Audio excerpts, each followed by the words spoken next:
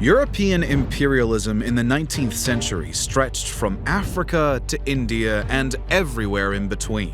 One of these in-between places that is so easily forgotten is Central Asia. But how did Russia come to add 1.5 million square miles of land and 6 million subjects to its empire in this overlooked corner of the world? In this video, we'll find out.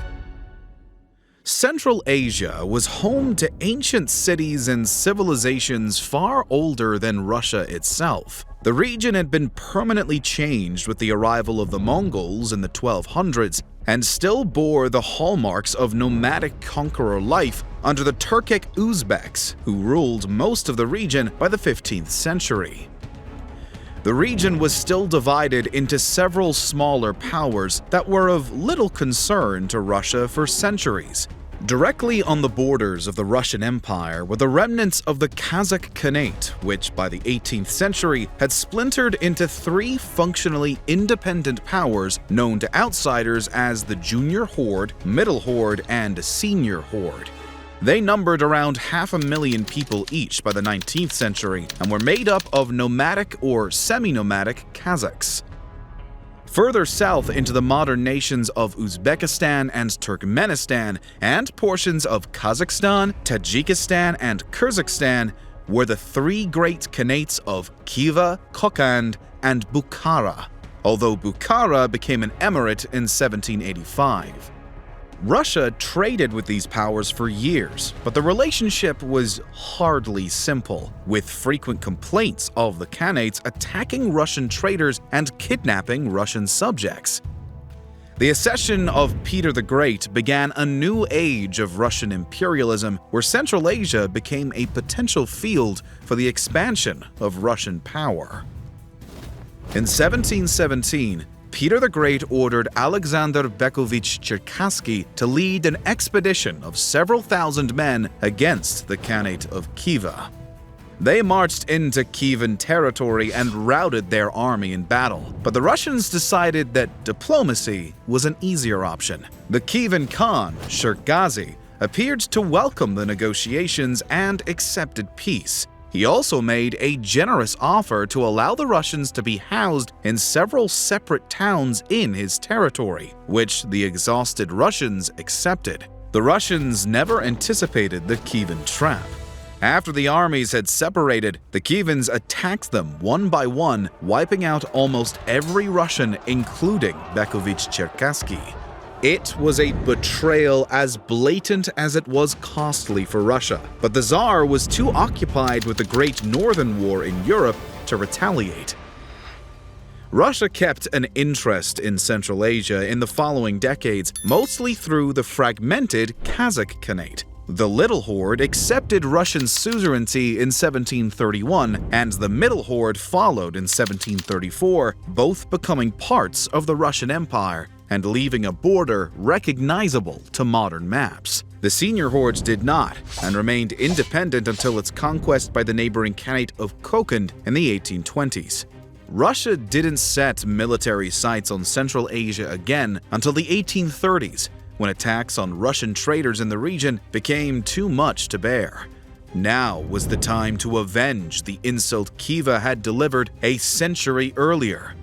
Count Vasily Perovsky, the military governor at Orenburg on the Russian Empire's southwestern frontier, argued that Khiva was engaged in deliberate malice, robbery, banditry, and disrespectful abuse of majesty. The attack plan was being discussed as early as 1835, but practical problems, such as acquiring enough camels to support the army in the difficult terrain, meant that the expedition did not set out until October 1839. For all of their planning, however, Perovsky made the same mistake that Napoleon had made against Russia only a few decades earlier. He failed to prepare for the cold. The winter of 1839 to 1840 was one of the worst seen in decades, and temperatures rarely rose beyond freezing. 1 in 5 of Perovsky's men were dead by February, without the Khivans having fired a shot, and in May, the expedition was called off as a failure. Russia spent the 1840s making some piecemeal gains in Central Asia and putting down rebellion among the Kazakhs, but in the 1850s resumed their ambitions in earnest. Russia's main goal was to establish a secure border along the Syr-Darya River. General Perovsky, whose career miraculously survived the failure of his Khivan expedition, was dispatched to campaign along the river and seize control of strategic positions from the Kokand Khanate. This expedition was much more successful. In 1853, Perovsky's forces stormed the fortress at Akhmechet, modern-day Kizilorda, in Kazakhstan. They undermined the walls with explosives and broke through a breach in the wall to seize the fortress and establish a new imperial frontier along the river's course. The Crimean War pulled most of Russia's military attention away from Central Asia after 1853, but in the meantime, the line was slowly expanded.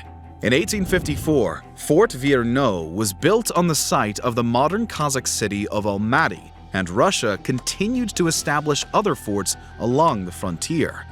However, the task of manning and supplying these forts proved difficult. Russian understanding of the region's geography was poor, and the new frontier wasn't nearly as manageable as they hoped. So, when attention returns to Central Asia in the 1860s, Russia was keen to secure the region anew. Other factors came into play by this point. In the wake of the Crimean War, Russia saw itself in increasing competition with Britain for prestige and security. Britain's expansion in southern Asia and the Middle East, particularly in Afghanistan, bordered the khanates, bringing the two great empires within striking distance of each other. Access to cotton markets in South Asia may also have been a factor, since the American Civil War had caused a sharp decline in the global cotton supply. This combination of frontier security, imperial competition, and economic interest led Russia to resume its military expeditions against the Kokand Khanate in 1861.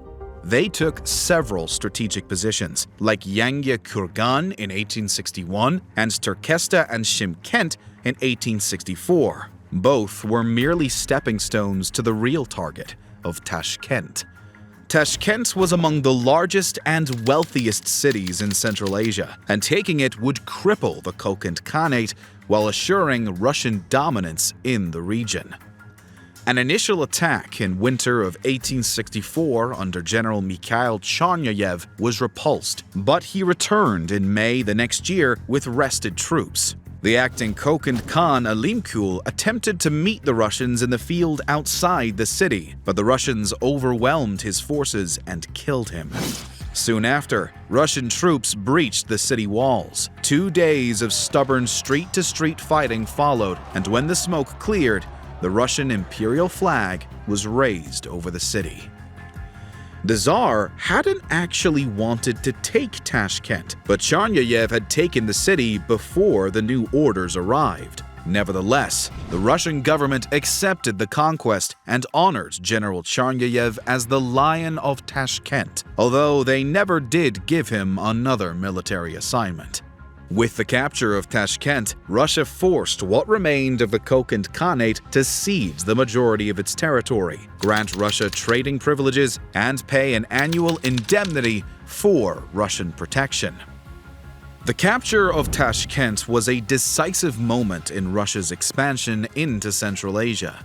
It was an explicitly imperial conquest that set the path for Russia's imperial strategy afterwards. Bukhara to the west recognized the danger immediately. Kokand and Bukhara were not allies. They conflicted many times and regularly fought over influence over cities like Kokand, but they knew they were next in line for Russian attack. Hoping to stop the Russians before they could recoup their strength, Bukhara's armies marched east to seize disputed territories like Kokand from the weakened Kokand Khanate while meeting the Russians in battle at Irjar. The Bukharans were routed, losing what little modern artillery they had, and their army collapsed. Russia proceeded to take Kokand for themselves, along with other key fortresses at Ura Ube and Jizah. With Kokand bending the knee and Bukhara humbled, Russia took the opportunity to consolidate its power. A governor-generalship was established for the newly conquered regions centered in Tashkent, with the ethnic German Konstantin Kaufmann taking up the post first, where he would remain in the office for the next 20 years. It was Kaufmann who organized another Russian military campaign into Bukhara in 1868, which led to the capture of the ancient city of Samarkand. After the city fell, Kaufmann was confident in his supremacy and dispatched most of his forces to pursue the retreating Bukharans to their capital. He left only 700 men to defend Samarkand as he pursued the enemy, defeating them at the Battle of Katakurgan in June 1868. However, while Kaufmann was away, an army of some 30,000 Bukharans, Kokandis, and their allies rose up to retake Samarkand. Outnumbered 30-1, the 700 Russian defenders fortified themselves in the citadel and dug in for a siege. Battered by artillery and suffering heavy casualties, the Russians nevertheless held out for a week until Kaufmann heard of the siege and rushed back to relieve them. The news of Kaufmann's returning army caused the Bukharans to scatter before he arrived. With the loss of Samarkand and the defeat of its armies, Bukhara followed their Kokand neighbors in bending the knee. Most of its territory was annexed by the Russians, Russian merchants were granted trading privileges, and the Emir of Bukhara was forced to pay an indemnity to the Tsar. That only left Khiva with its pride intact. Kaufmann drew up plans for an attack there due in 1873. He wasn't going to make the same mistakes past Russian expeditions had. He prepared 4 divisions to attack Khiva from multiple directions, one from the Caspian Sea, 2 from the north out of existing Russian territory, and the last to come in from the east out of newly conquered Tashkent. They would attack during the summer and would come well supplied and well armed. Such extensive preparations proved unnecessary. Having seen the other Central Asian powers defeated so easily, the Khivans had no appetite to meet the Russians in battle. Russia was able to seize the crucial Khiva oasis with minimal resistance from the Khan and only scattered resistance from local tribes. Soon after, the Khan of Khiva bent the knee to become a protectorate, with an indemnity and Russian trading privileges like everyone else. However, Russia wanted glory. Kaufmann decided that the desire for this glory outweighed the value of the lives of the local tribes, particularly the Yomid Turkmen, who had mounted some of the only resistance to the Russian invasion. The 8th Turkestan Company, which had not yet fired a single shot in the course of the expedition, should be given the chance to distinguish itself. On July 7, 1873, they distinguished themselves by squeaking through multiple Yomid villages, slaughtering anyone they could find. The massacre continued for 3 weeks until Kaufmann was satisfied that the Yomids would never cause problems again. Still, even Kaufmann came to be ashamed of the violence and omitted the massacre from his official history of the campaign. Kaufmann didn't have to wait long for a more serious fight though, as in 1875, a rebellion erupted back in the Kokand Khanate.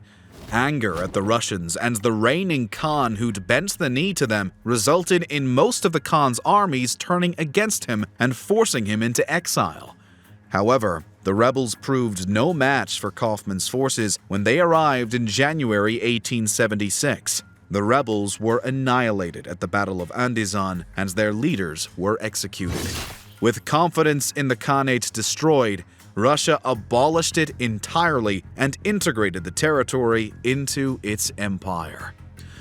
With the Kokand gone and Khiva and Bukhara as protectorates, only the Turkoman of the Karakum Desert remained beyond Russian control, corresponding to the remaining territory of modern Turkmenistan. These scattered people had no unified authority and had little chance of resisting Russia's desire to extend their control all the way down to the borders of British imperial domination in Afghanistan. Despite the terrible odds against them, the Turkmen surprised the Russians with a staunch defense of the fortress of Tepe in September of 1879, where civilians and soldiers had gathered for protection. The Russian forces bombarded it in an aggressive siege, but overestimated their own strength and had to retreat when their attacking force was cut down in the hundreds while attempting to storm the walls. The Turkmen bought themselves only a year of reprieve until a second Russian army arrived in December of 1880. After securing the surrounding region, the second Russian siege cracked the defenses and stormed the fortress. 15,000 Turkmen inside Tepe, soldiers and civilians alike, were killed by the victorious Russians. The Battle of Tepe was the last major battle in the conquest of Central Asia. Russia continued to fight scattered Turkmen resistance for the next few years, but with the capture of the ancient city of Merv in 1884, the people of Central Asia were effectively subjugated. All that remained now was to define where Russian control of Central Asia ended and where British influence in Afghanistan began. Afghanistan was a British protectorate with some autonomy, and they were deeply concerned about the Russians by the 1880s. The final dispute arose over the Panjshir region, where both Russian and Afghanistan claimed rightful control. Russian and Afghan troops were stationed within miles of each other in the disputed region, each building small forts and outposts to assert their control over the disputed region. On March 30th, 1885, the Russians had enough and attacked the Afghans at Kushka, scattering the Afghan defenders and seizing control of the region for themselves. Britain took this as a direct attack on their interests. For a few perilous days after news of the attack got out, London and St. Petersburg were awash with talk of war. The two greatest empires of the day, primed to unleash the most devastating war history had yet seen over a single dispute in Central Asia. Thankfully, cooler heads prevailed. The Afghan emir, Abdur Rahman Khan, urged the two great powers to negotiate rather than invite an imperial war in his own territory. The British agreed to recognize Russian control up to Kushka, while Russia agreed to respect Afghanistan's borders beyond that. From then on, Kushka marks the southernmost point of the Russian Empire and later the Soviet Union, and represented the extent of its conquest of Central Asia. Russia's conquest of Central Asia was a long but successful process that ensured Russian control there until the collapse of the Soviet Union in 1991. Today, Central Asia remains deeply tied to Russia economically, politically, and culturally, but they are firmly and confidently their own nations.